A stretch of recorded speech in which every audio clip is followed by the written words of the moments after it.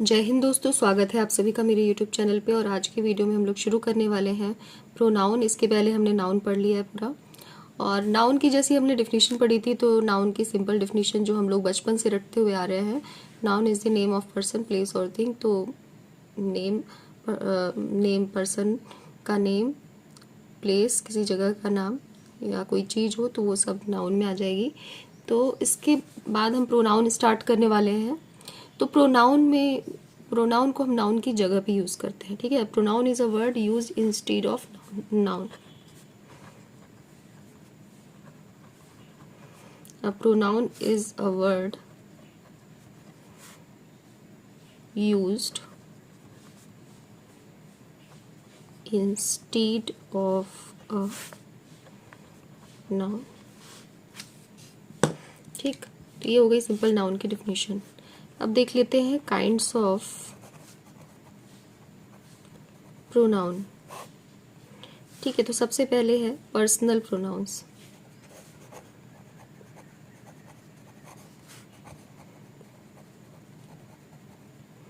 ठीक है, personal pronouns क्या होते हैं? जैसे आई,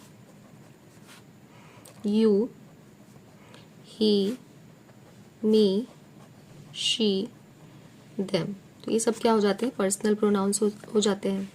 किसी वाक्य में पर्सनल प्रोनाउंस का क्रम 2, 3, 1 अर्थात सेकेंड पर्सन, थर्ड पर्सन और फर्स्ट पर्सन होता है ना। इसका क्रम कैसे जाएगा? सबसे पहले सेकेंड पर्सन, थर्ड पर्सन, फिर फर्स्ट पर्सन। लेकिन पाप, दोष या भूल स्वीकार करने पर 1, 2, 3 अर्थात फर्स्ट पर्सन, सेकेंड पर्सन और फिर क्या हो जाएगा? Third person. ठीक, अब हम देख लेते हैं इसमें example.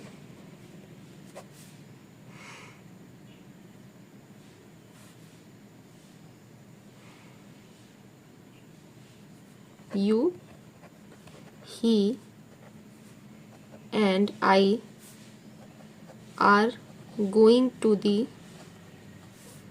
party. I, you and he have stolen the money.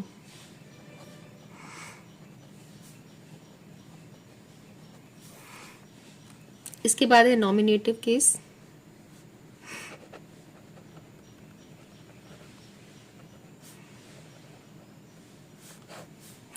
Me, us, you, him, her, it, them। ठीक है, अब कुछ चीज़ें हमें ध्यान रखनी होंगी। जैसे लेट के बाद ऑब्जेक्टिव केस के प्रोनाउन का प्रयोग किया जाता है। ठीक है, लेट के बाद क्या किया जाता है? ऑब्जेक्टिव केस के प्रोनाउन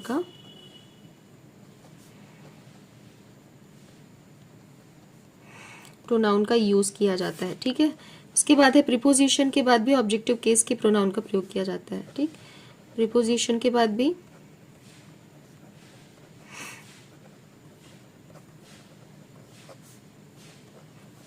ऑब्जेक्टिव केस के प्रोनाउन का प्रयोग किया जाता है।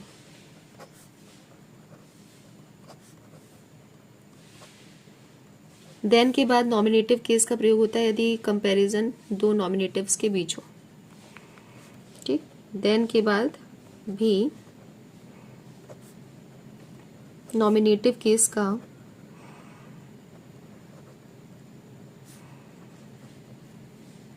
प्रयोग होता है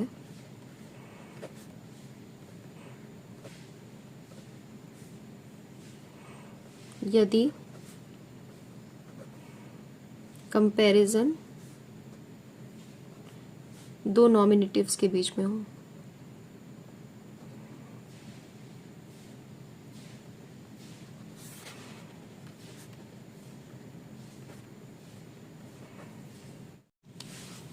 ठीक है, तो हमने कहाँ तक देख लिया? ये कंडीशन देख ली। और इसके बाद फिर एक और कंडीशन है, देन के बाद ऑब्जेक्टिव केस का प्रयोग होता है।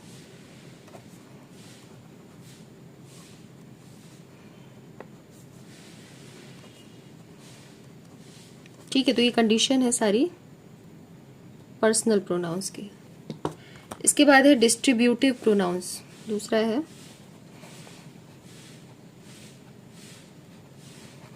Distributive pronounce.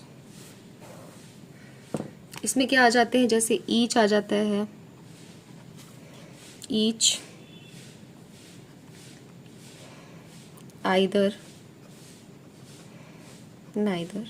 ईच का प्रयोग कहाँ होता है, तो ईच का प्रयोग दो या दो से अधिक के लिए किया जाता है।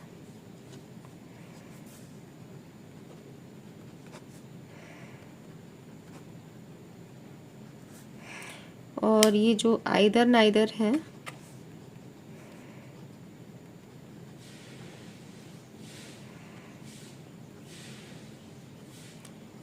आइदर नाइदर का प्रयोग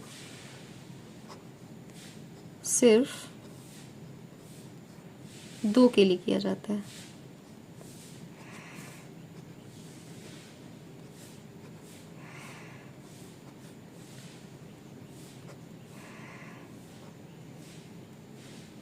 इसके बाद अगला जो प्रोनाउन है वो है डिमॉन्स्ट्रेटिव प्रोनाउंस। तो डिमॉन्स्ट्रेटिव प्रोनाउंस क्या होते हैं, जैसे इसमें क्या आ जाता है, जैसे दिस, दैट, दीज, दोज, सच। तो ये सारे किस में आ जाते हैं, डिमॉन्स्ट्रेटिव प्रोनाउंस में। ठीक है, तो अब एक एक करके समझ लेते हैं कि ये किसका यूज कहाँ होगा। ठीक है, तो अगर हम दिस और दीज की बात करें, दिस और दीज, तो इनका यूज कहाँ होता है, निकट की वस्तु के लिए होता है।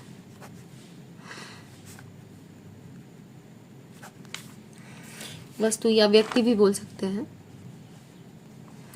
ठीक, दिस का प्रयोग एक तथा दीज का प्रयोग एक से अधिक के लिए किया जाता है ना। मतलब अगर एक चीज हो तो उसके लिए दिस का यूज होगा, और ठीक है, और मोर देन वन होगा तो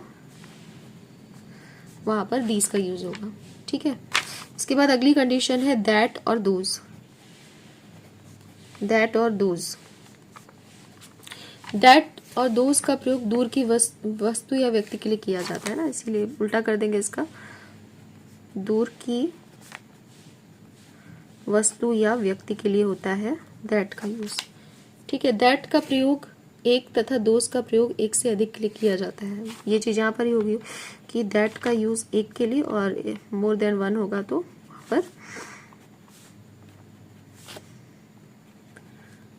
वहां पर दोज का यूज होगा। ठीक है, ये हो गया हमारा, तीन चीज हो गया, पर्सनल प्रोनाउंस, डिस्ट्रीब्यूटिव प्रोनाउंस और डिमॉन्स्ट्रेटिव प्रोनाउंस। इसके बाद अगला है इंडेफिनिट प्रोनाउंस।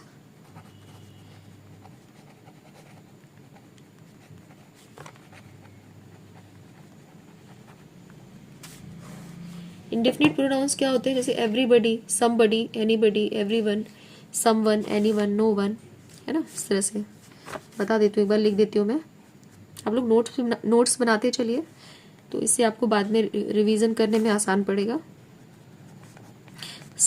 एवरीबडी, समबडी,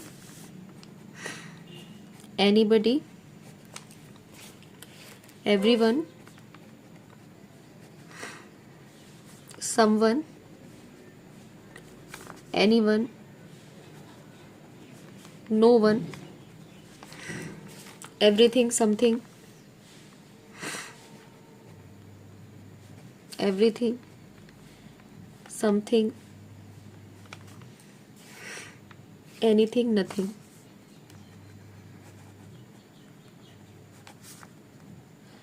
ठीक है, तो ये हो जाएगा इंडेफिनिट प्रोनाउंस। यदि वन का प्रयोग सेंटेंस के सब्जेक्ट के रूप में हो तो इसके लिए नॉमिनेटिव वन, यदि वन का प्रयोग सेंटेंस के सब्जेक्ट के रूप में हो तो इसके लिए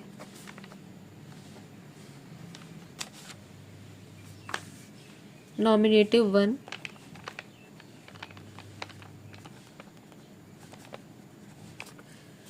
ऑब्जेक्टिव वन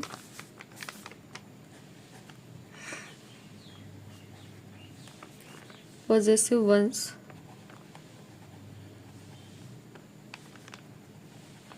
तथा रिफ्लेक्टिव वन सेल्फ का प्रयोग होता है।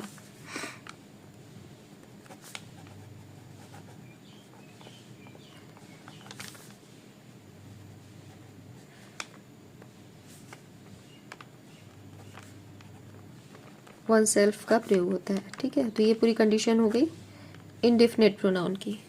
इसके बाद अगला आता है रिफ्लेक्सिव प्रोनाउंस।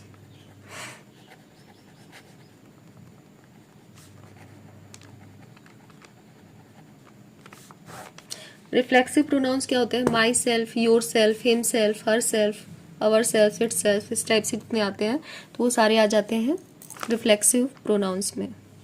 ठीक है, एक बार मैं लिख देती हूँ। My self, your self, himself, ourselves, itself आदि। तो ये सारे हो जाते हैं रिफ्लेक्सिव प्रोनाउन में।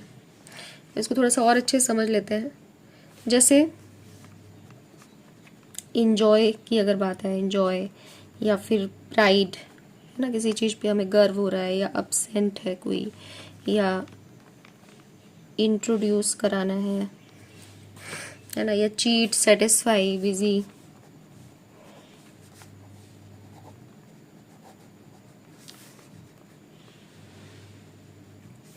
तो इन सब वर्ब के बाद एक ऑब्जेक्ट या एक रिफ्लेक्सिव प्रोनाउन का प्रयोग किया जाता है। ठीक, इसके बाद अगर रिफ्लेक्सिव प्रोनाउन का प्रयोग सेंटेंस के सब्जेक्ट के रूप में नहीं किया जाता, ये कंडीशन ये भी ध्यान रखनी है कि रिफ्लेक्सिव प्रोनाउन का प्रयोग सेंटेंस के सब्जेक्ट के रूप में नहीं किया जाता है। ठीक, तो ये हम हो गया रिफ्लेक्सिव प्रोनाउंस। इसके बाद है रिलेटिव प्रोनाउंस।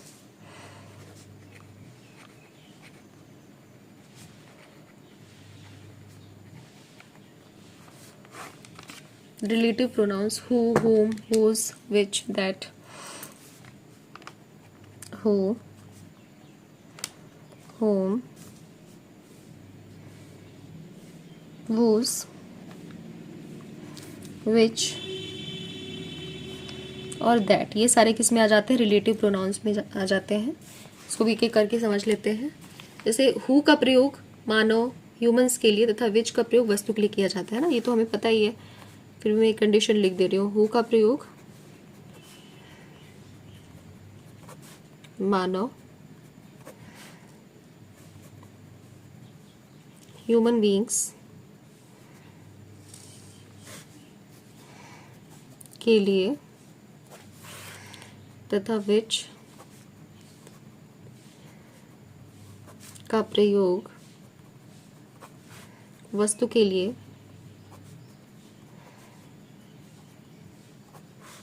किया जाता है।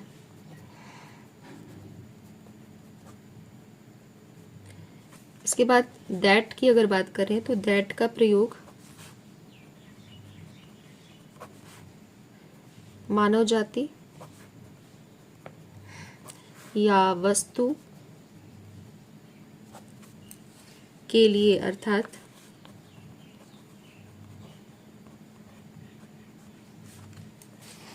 अर्थात हु या विच के बदले में किया जाता है ना, हु या विच के बदले में इसका यूज होता है।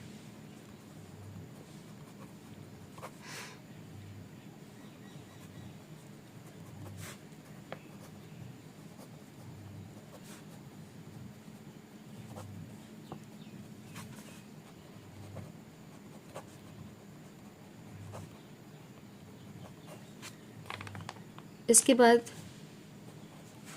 सुपरलेटिव डिग्री,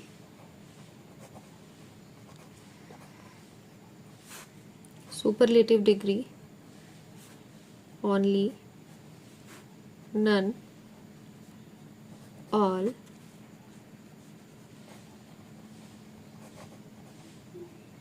एवरीथिंग के अर्थ में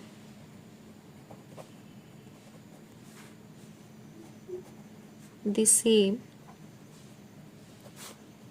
के बाद दैट का प्रयोग होता है।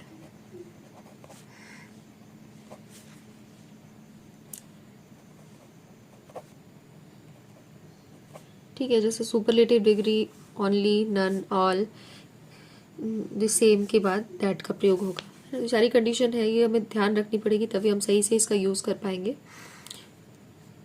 यहाँ पर हु, whom और विच का नहीं होता है यूज। इसके बाद है हु का प्रयोग नॉमिनेटिव केस में होता है। ठीक, ये ध्यान रखना कि हु का प्रयोग हमेशा किस में होगा, नॉमिनेटिव केस में होगा।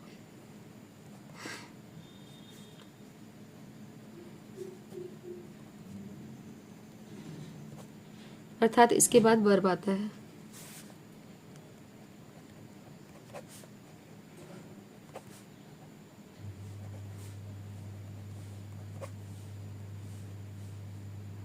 जबकि होम का प्रयोग ऑब्जेक्टिव केस में होता है। ठीक है, होम का प्रयोग कहाँ होगा, ऑब्जेक्टिव केस में। ठीक है, शॉर्ट में लिख दे रही हूँ, होम का प्रयोग कहाँ होता है, ऑब्जेक्टिव केस में, और इसके बाद वर्ब नहीं आता।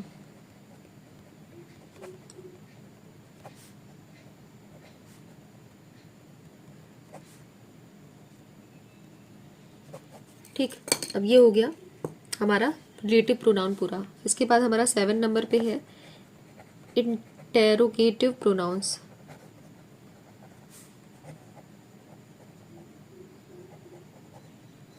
इंटेरोगेटिव प्रोनाउंस क्या होते हैं, इसमें who, whom, whose, which, what, ये आ जाते हैं। हु का प्रयोग व्यक्ति, पर्सन का पता करने के लिए होता है। हु का प्रयोग कहाँ होता है,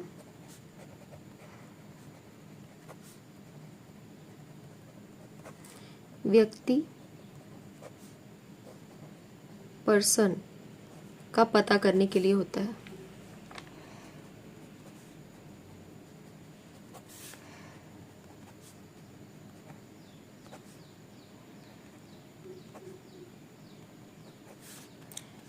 विच का प्रयोग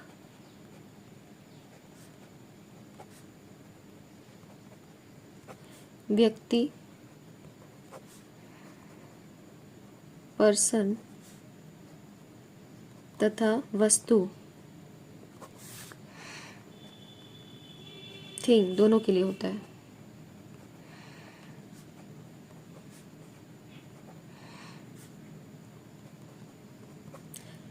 ठीक, इसका प्रयोग चुनाव, सिलेक्शन का या विकल्प के लिए होता है ना, ये कंडीशन याद रखनी है कि इसका चुनाव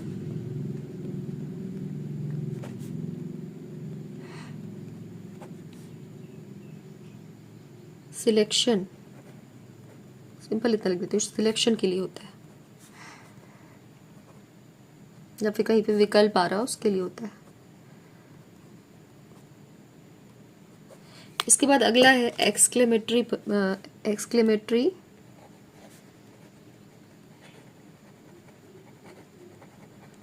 प्रोनाउंस।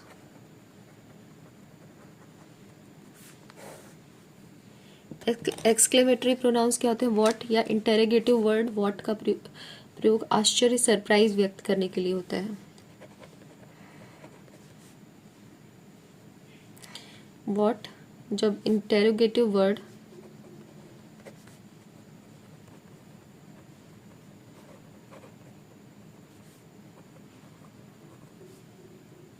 व्हाट का प्रयोग आश्चर्य, सरप्राइज व्यक्त करने के लिए होता है ना, कोई सरप्राइज वगैरह, तो उसको यहाँ पर एक्सक्लेमेटरी प्रोनाउन व्हाट का प्रयोग होता है।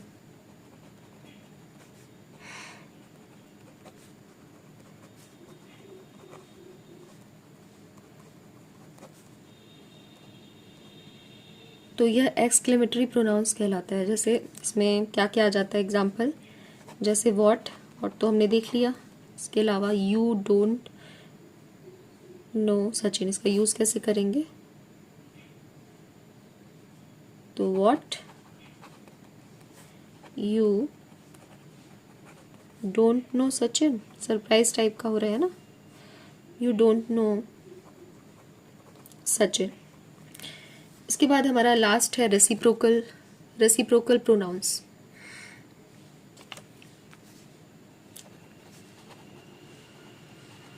रेसिप्रोकल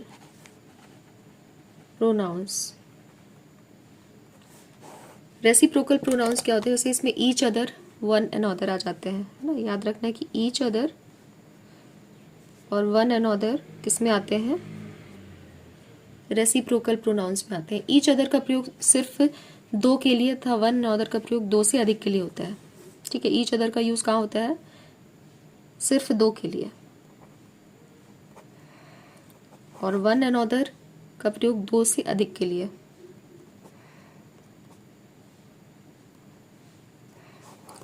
ठीक है, तो ये कंडीशन है इसकी मेन। लेकिन आधुनिक प्रयोग में ईच अदर तथा वन एंड अदर का प्रयोग में कोई खास अंतर नहीं माना जाता है। ठीक है, तो ये हमारा पूरा हो गया प्रोनाउन पे पूरी क्लास। और वीडियो पसंद आया हो तो प्लीज़ इसे लाइक, सब्सक्राइब और शेयर कर दीजिए। Thank you, keep watching, bye.